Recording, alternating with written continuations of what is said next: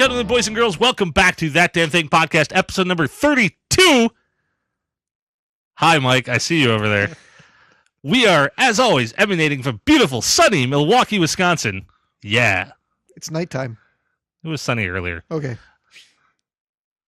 We're going to wrap up our DCU and Suicide Squad talk now. Because it's amazing how that just takes over, doesn't it? Yeah, we have a fantastic edition for our show this week. We got to have a guest on. We have an interview with Doug Appleton, who's VFX director at Perception. Perception? I've never heard of that. Well, now most people are going to go, who the fuck is this guy? And because you wouldn't know who he is or what he does or what Perception does. But I guarantee, if you're listening to our show, you've seen his work. He is the man who's VFX director at the company who does all the UI graphic HUD designs and even some of the opening and ending credits for a lot of the Marvel Cinematic Universe films. They've done work for DC and Warner Brothers on Batman v Superman. They've done work for the new RoboCop remake. So they've done a lot of things like that. They do a lot of real world applications for other companies too. But it's largely we invited them on the show to talk about all the stuff he does for the comic book movies and Hollywood and whatnot. So it's a super cool thing we could do and have on the show, and we're excited to have him. So everybody, sit back, tune in, listen to this wonderful interview with Mr. Doug Appleton. All right, ladies and gentlemen, welcome to our guest interview spot on That Damn Thing podcast. This week we have Doug Appleton from Perception. Doug does VFX work for lots of movies and real companies out there in the world, all that cool tech UI that you see in Marvel movies and some of the DC ones and whatnot. And somebody actually has to make that stuff. So this is what that guy does. It's a hidden industry in Hollywood, it seems like, but it's really cool. So we thought we would reach out and ask him to be on the show this week. So he has decided to grace us with his presence and join our little podcast. So welcome, Doug. Hi. Thanks for having me, guys. I'm super excited to be here. Yeah, thank you for coming on. So yeah, I was looking at what you guys did, and it's all really, really cool stuff. So get right in here. Why don't you tell us who you are and what you do and where you work and all that cool stuff. Sure.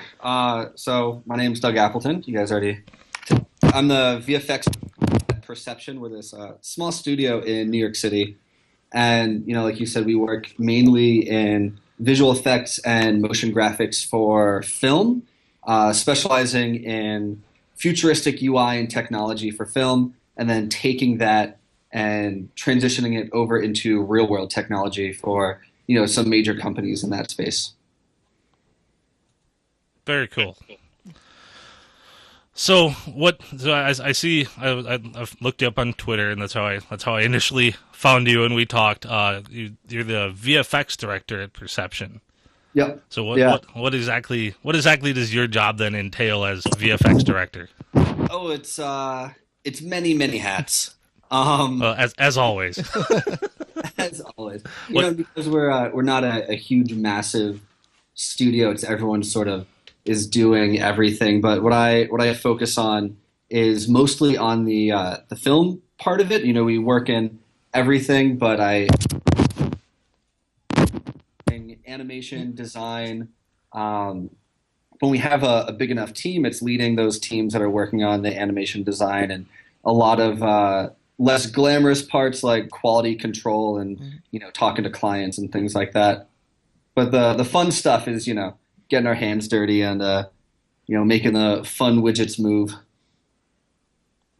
Very cool, very cool. So you guys didn't get started initially doing movies and working with Marvel and Hollywood and whatnot. What did you guys start off with doing? Oh, we started off kind of in. I don't know if you guys know a whole lot about the motion graphics industry, particularly in New York City, but it's a lot of broadcast work. It's a lot of packages for shows, doing lower thirds, doing end tags for, toilet paper commercials and stuff like that. So we started doing that. We started doing a lot of that stuff. And it just, the boss men at the company Danny Gonzalez, Jeremy Lasky. Those are guys who founded the company. They are, experts at getting in the door, and they just, were knocking the door for Marvel. And we started with our first big Marvel job was a title sequence for, I believe it was Wolverine versus Hulk, and for the animated show, yeah, or the animated one they did, and then there was also a Thor animated one, and we did that, and through that we got contacts for the Marvel Studios. I don't think they were Marvel Studios at the time, but the first job was Iron Man 2, and we designed some stuff for that. The big thing that we were approached for because of the title work was not the titles, but this where they're talking about the history of the Stark Expo, and his dad comes on and talks about that. So we were doing that, and then through that, I was just like, hey, what about this other thing you guys have? What about this other thing? And we just started throwing things at them, and eventually it stuck, and that's how we got the phone, and we got Tony Stark's phone. That whole cool scene, he has this glass phone. And that thing is so cool. That thing's super cool, and I wish that existed. That's one of the few things. They show a lot of cool stuff like holograms and stuff. No, I just want a glass phone. That would be the coolest thing to have. But from there, we had the phone. We did a bunch of TV screens. We did monitors. We did that table where he's spying on Scarlett Johansson before he knows she's Black Widow, and he's spying on her. We did that table, and that sort of opened the door for this whole world, because from there we had people coming to us and be like, hey, you guys made Tony Stark's phone. What can you do for my tablet? What can you do for my phone? What can you do for my TV? And it's that's what really opened the door for this whole, world that we're living in right now. Yeah, so you guys got in kind of early with the whole wave of Marvel movies. I mean, did this become as much of kind of advertising for you and your skills as anything? It seems like. Yeah, I mean that's sort of the way it works. We use the films to get our name out there, get our stuff out there, because we can do the coolest sort of tech thing. But no one's going to see that as much as the people who watch, the Marvel movies. Mm-hmm. We reach such a large audience with that stuff, and then we do our best to get our name out. Be like, hey, we made that phone, we made this screen, and it really is. It's this passion. We're all huge Marvel over there, so it's exciting to work on that stuff. It's so fascinating that you guys have this niche little creative aspect in these movies.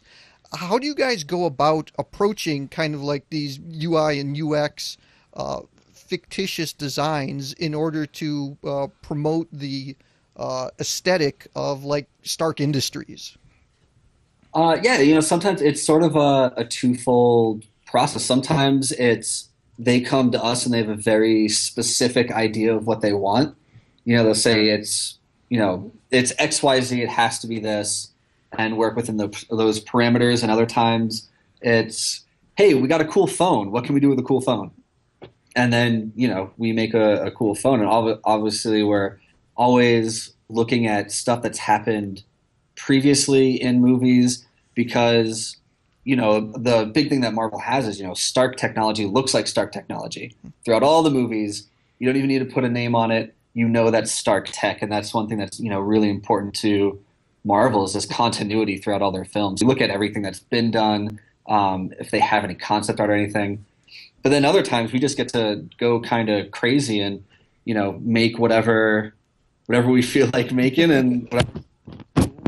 and we do that. But we always try and base it in some form of reality. We always start in a spot where people have phones now. People have touchscreen phones. People have smart TVs.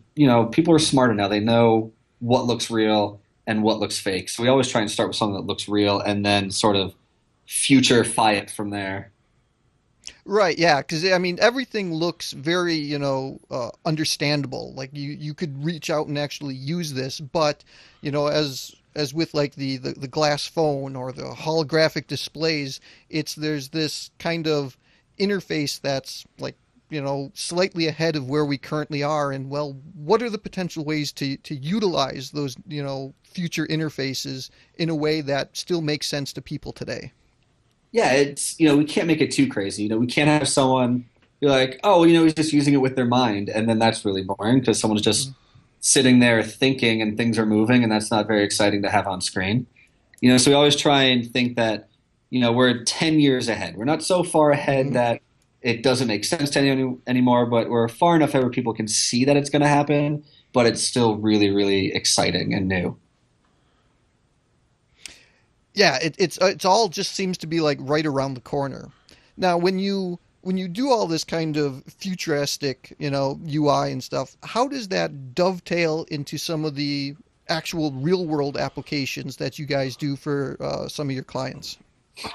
Yeah, I think it works really well because it's everyone wants to be, well, first everyone wants to be Tony Stark. Who doesn't want to be Tony Stark? So it's a great way to get out there and get people to come to us and be like, hey, we want our stuff to stand out from the rest of the competition. And a lot of these companies haven't worked with people like us before, and we come at it not from all right, what are our limitations? We come at it from a different point, thinking, all right, what can we do that's new in this space? And let's worry about the limitations for this stuff later. And we always try and go kind of pie in the sky and then scale it back. Because at that point, we know we're doing something that's exciting and fresh, and we're not starting from a place where we're just kind of limiting ourselves. Right, yeah. As long as you're pushing the boundaries, you can always try to find a way to implement your concepts as opposed to, being limited to, a specific box. Yeah, absolutely. And for me, like, I'm personally not the one who has to worry about making it work. So, I can. So you can go way off the cliff then. Yeah, we can go way off the cliff, and then it's up to someone else. We're like, oh, okay, hold on. We don't really have holograms yet, right? And it's like, okay, fine. We'll figure out that stuff later. I don't care. Make it work. Yeah, right? I said holograms, damn it. Hey, we got Tupac as a hologram. Come on. If we have Tupac as a hologram, we can have anything as a hologram. Yeah, when is that going to be implemented into my iPhone? Yeah. But just specifically Tupac. I don't want any other hologram. Yeah, just the Tupac hologram. I mean, forget Siri. I want Tupac. Yeah, Siri. I feel as though Windows 95, you had the little toolbar buddy that would just walk across your toolbar. I just want that with Tupac on my iPhone.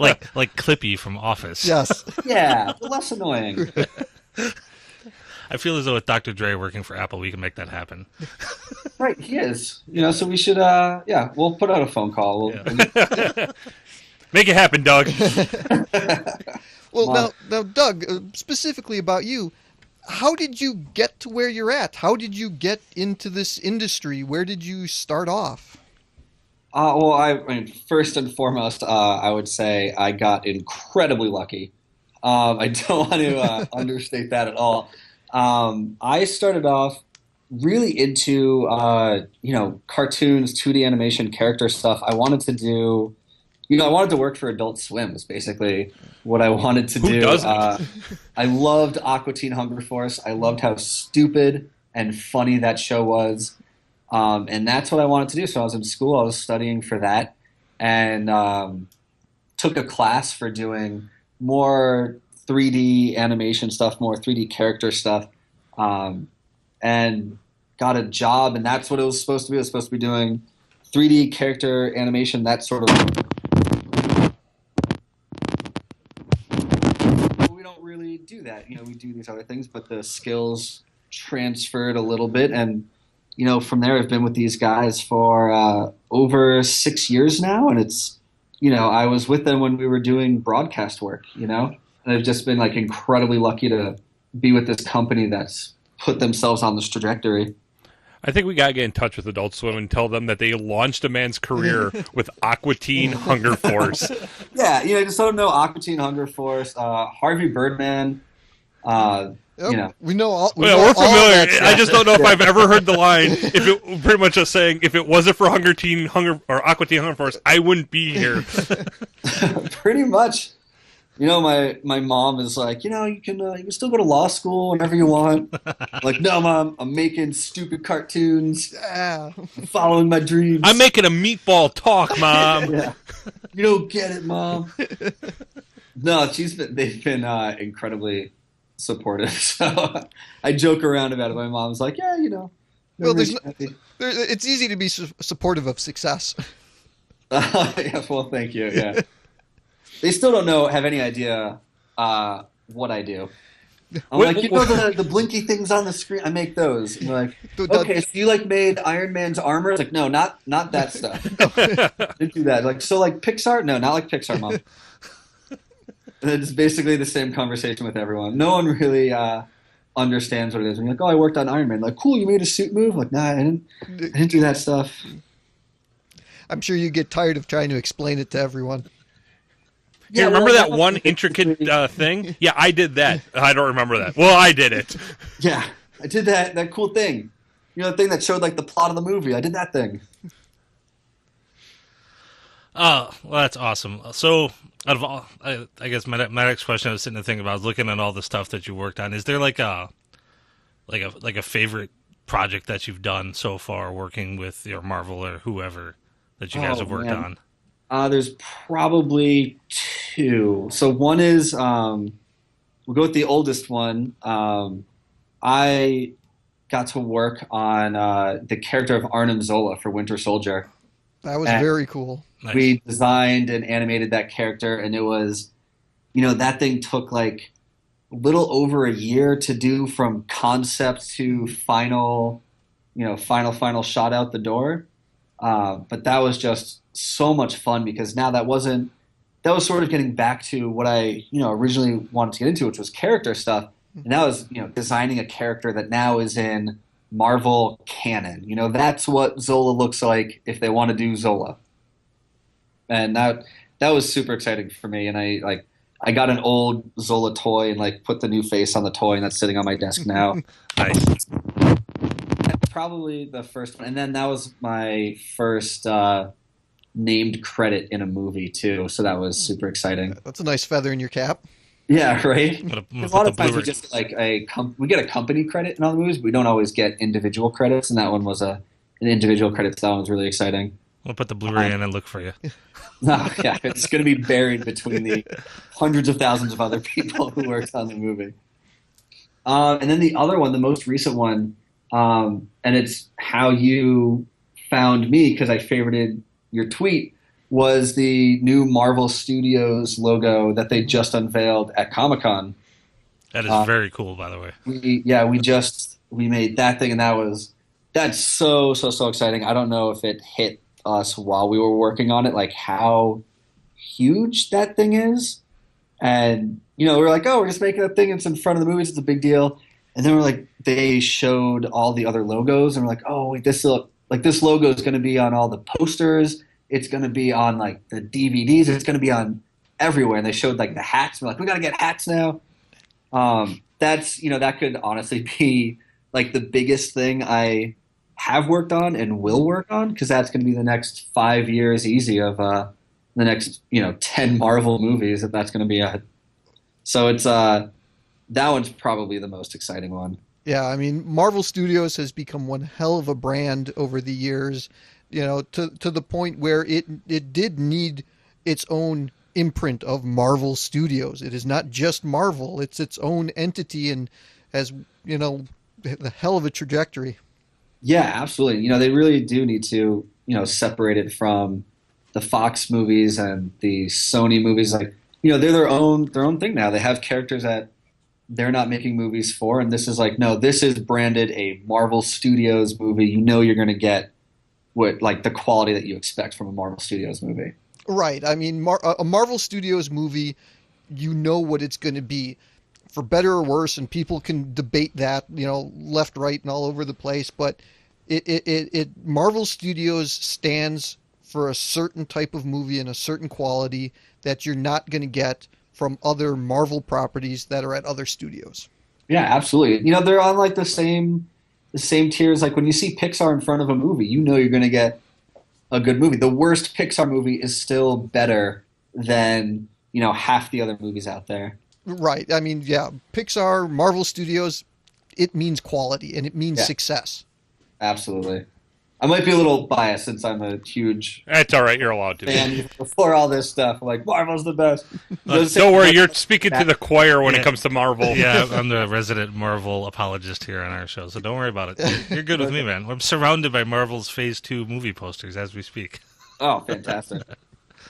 One I wanted to talk about because I was looking at all the stuff you did, and probably one of the coolest things in any of the Marvel movies, credits-wise, the Avengers Age of Ultron credit sequence, that big statue that ended up being created. Holy crap, that thing was cool. And I'm coming through and see what you guys do, and you guys designed that, and it was like the entire credit sequence was done by you guys. And talk about doing that one, because that's amazing. That was another really, really exciting one, because that one wasn't, just a title sequence that, you're in a title sequence they look great, they're really pretty. But this one was, we get to design, we didn't design what the characters look like, but we got to pose them, put them in their heroic poses and build that statue. And that was really cool to work with everyone at Marvel on that one and, really come up with, the best pose for Captain America if he was supposed to be, memorialized. Like, what would he look like? What would be the best thing for him? What would be the best for these other characters? And that was awesome. We did everything on that one. We got all of our models and stuff from the studios that were working on the film itself. So, we have models from all the major studios like ILM, those guys who are using the digital doubles, and we had access to that to build this thing. So that was really cool. We didn't have to, build them from scratch. That saves a little bit of time. Yeah, a little bit of time. And it's like there were 10 Avengers and like 60 sub-Ultrons or something like that in that statue. So it saved a little bit of time that we didn't have to model all those guys from scratch. Yeah, but that whole sequence was fantastic. I don't know of a single person that saw that sequence and then didn't go, I want to buy that. Yeah, that was my very first Yeah, thought. I know. Can I pre-order this Can now? I put that on my desktop? Yeah, I forget we were working. I think we were in the middle of I think Batman v Superman when Comic-Con happened, and I saw that they had like built the statue Oh, wow. and they made like a physical thing and like dropped everything. I was like, it's real, guys, it's real. And everyone's like, oh, what's real? We don't know what you're talking about. And I was like, oh, the statue we made, it's real. I'm still waiting for them to actually sell it because I would buy it. Oh, I'm sure there's plenty of people that would. I will make room on a shelf for it. It's been I think it's been like 2 years now since they showed that off. They're probably like, I imagine that's something that's not going to actually get made. It was for Comic-Con. Yeah, unfortunately not. It's not like they I told want my wife, more money. I don't know how much this thing costs. Like, it is mine. It's going on the dining room table. It'll be the centerpiece of our house. Welcome to Thanksgiving. Yes, that is Marvel. It's like every holiday going forward. It's our centerpiece. It's the Avengers. Yeah, we just put like little Santa hats on it, or little photos around it. I think it dresses up well for any holiday. Yeah, exactly. No, I wouldn't expect anything less. Yeah. But that thing was really exciting, and I wish I could get my hands on the one that they had at Comic-Con, but that's probably not going to happen. I imagine that's on someone much more important than me. Kevin Feige has it on his headboard above his bed. He sleeps under it. He hangs his hats on it. Yeah.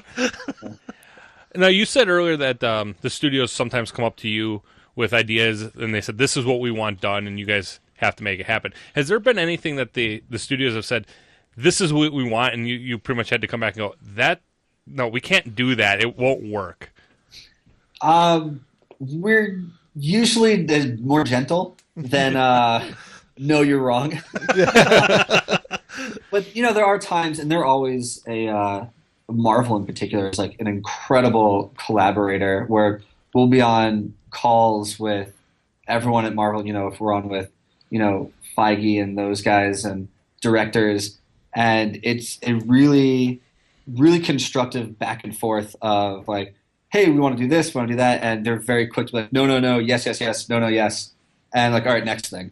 We're like, oh, okay, super efficient, that's great. So they have a good vision of what they're looking for. They have a clear direction. Yeah, they always have things that we could do, because sometimes we do really small things that are in the background that we're like, oh, no one's really gonna care about this, and then we'll get, detailed notes on, oh, it should be this, this, and this. And so, yeah, they have a very, very clear vision of what it is that they're looking for. Now, how is it? You guys worked on Batman v Superman. How is it different working? How is it different working on a Marvel film versus a DC film? Not that I'm expecting you to bury one or the other.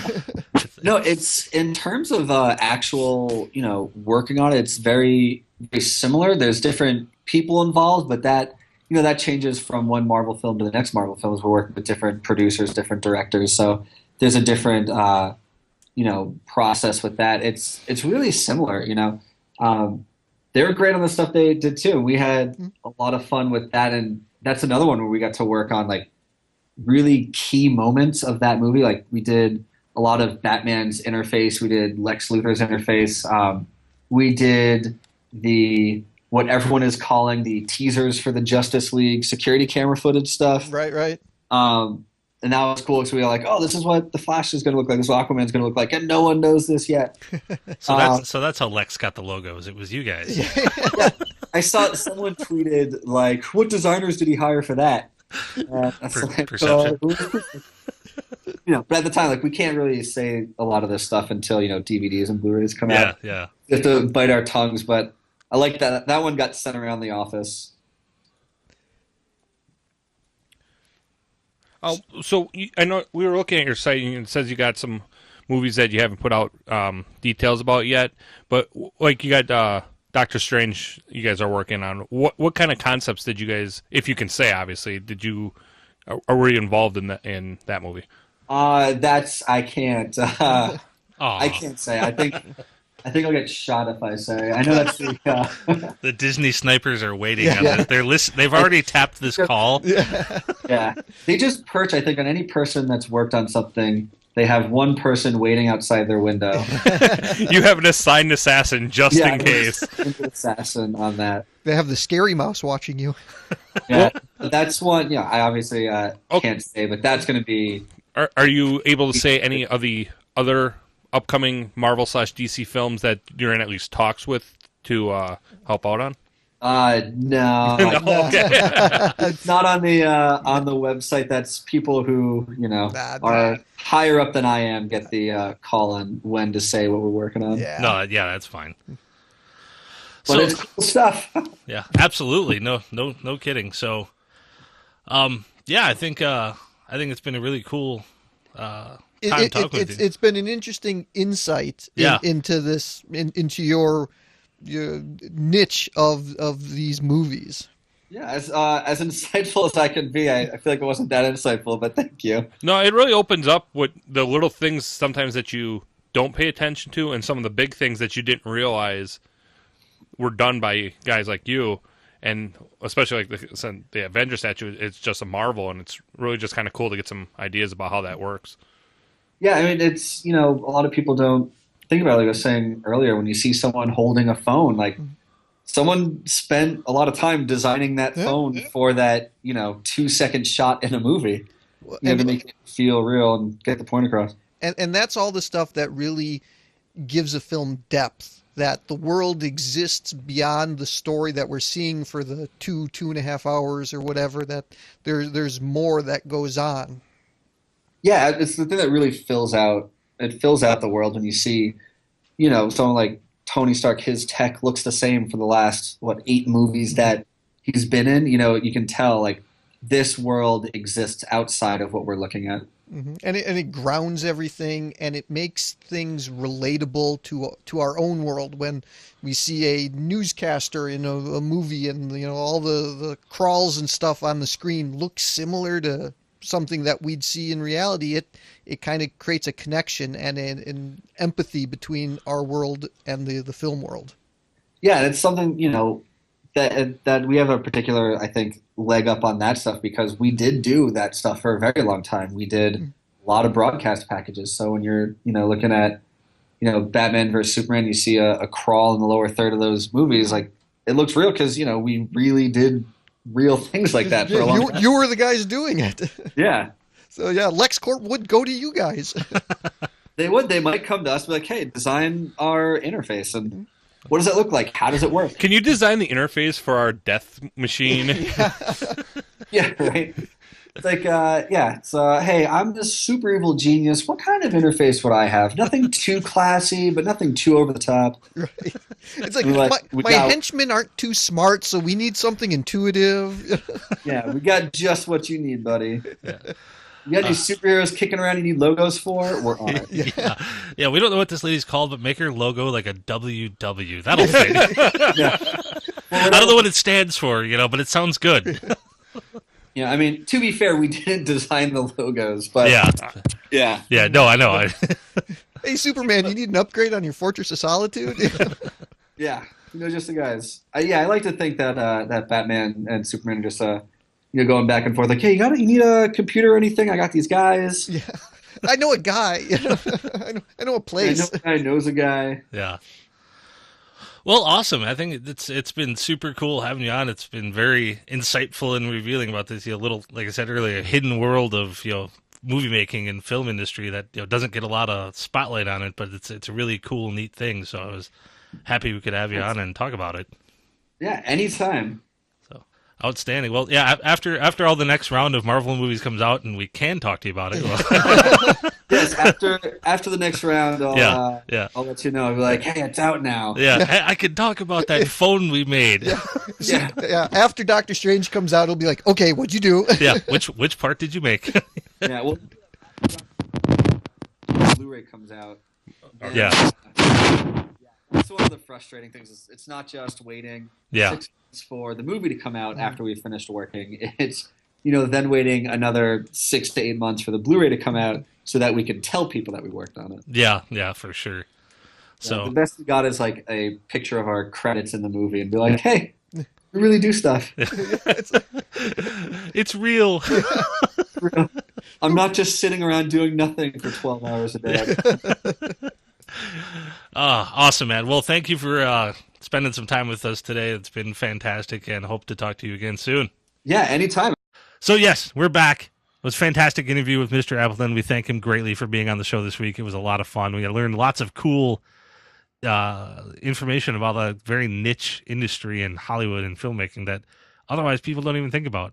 Gets kind of glossed over. Oh, absolutely. You see all that stuff, And you don't think about it, but you really. don't think about who did it. Yeah. Yeah. You Well- just appreciate it and you move on. Well, but it's when you learn more about it, it's really kind of cool. Yeah, and and the best stuff is the stuff that blends in that you don't really think about. Exactly. It doesn't stand out like, oh my god, that looks horrible. It's like, oh, that looks really cool. It's like, oh, I wish I could play with stuff like that. And what's great is they can take all of that conceptual experience and apply it to real world. Yeah, Like a Quiet. holographic Tupac? Yeah, like the holographic like Tupac. Holographic Tupac, absolutely. I want that. On our iPhones. 1 second, let me just pop up. What's up, Tupac?